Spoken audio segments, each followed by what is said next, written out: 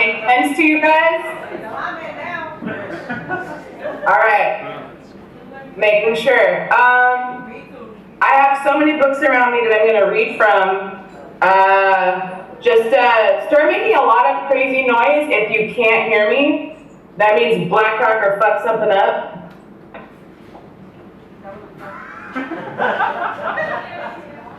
I'll just open with a poem from my mom. Yes. It was Mother's Day not too long ago. This is called For Carol, Who Is No One. Mother, you lousy walk-on, you muddy old bitch. I've become your good daughter. I have given you a part big as Mississippi. I have written you a new womb filled like a gas chamber. Here is your fat mouth brimming with pills. This is no poisoned apple movie star spell, mother, you still are what you are.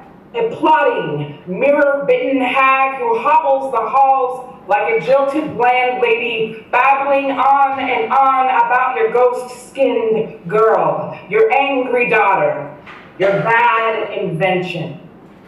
Where did you go for so long? Why did you leave us alone with the woodsman? Did you hear that I have 5 dizzy dwarves of my own?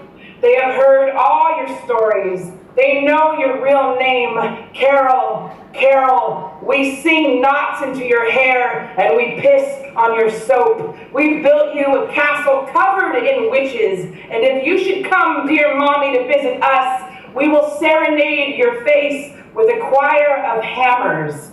Feed you to the river in a dress made of stones.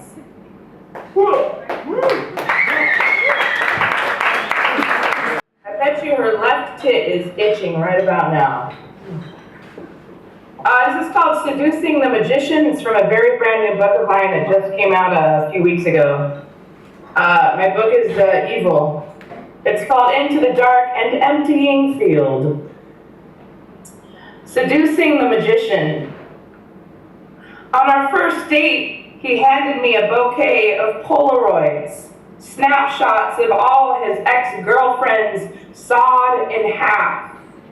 At dinner, tied my hands behind my back with a train of scarves, ordered me a platter of roasted doves, pinched my nose as I swung my head back, and swallowed them in one big feathered gulp.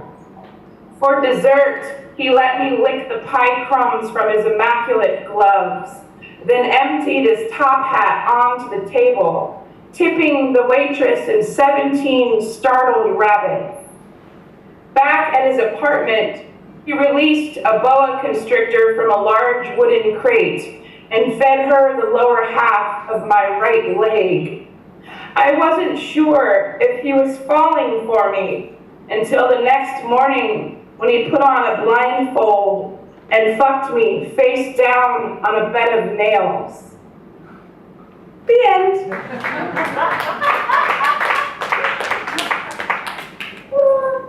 All 5 of my kids are downstairs. They probably are hearing this and are reconsidering their options for parenthood, I suppose. I am Latina. My grandparents on my father's side are Hispanic or from Mexico.